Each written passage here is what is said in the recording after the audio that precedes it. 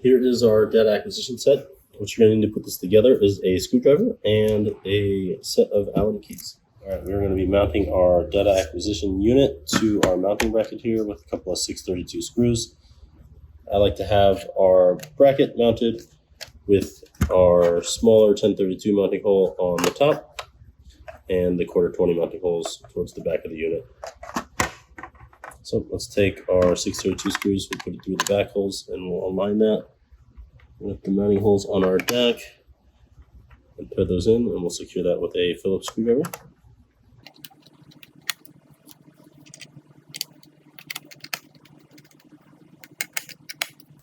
Just like that. We are mounting our DAC to our low pressure benchtop unit here. The mounting holes on the side plate is going to be the same whether you're on our low pressure unit or our full size crossflow unit. So let's start by using a 1032 screw. We'll insert that through the top hole on our mounting bracket. And then with an 1/8 inch Allen key, we can thread that in to the center hole here.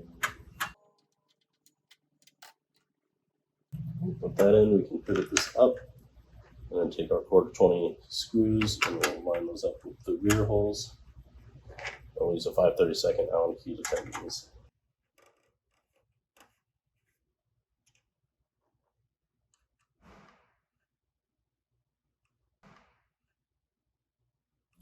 Now we're going to take this end of our power cord and we're going to plug it into the top of our DAC.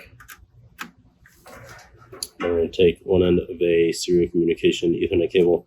We're going to plug that into the center port on the top, which is our RS485 port. Okay, on to the back side. We'll take the other end of our power cord, we'll plug it into the power supply right here on the back, and we'll make sure we thread that terminal plug on.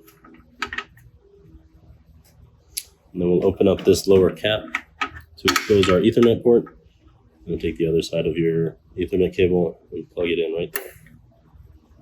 Now at this point, our data acquisition unit is fully hooked up and it will start logging any data that you see on the front displays.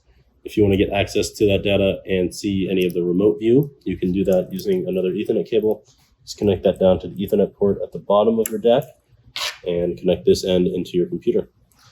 We have another video showing how to access logs and the remote view. Make sure you take a peek at that.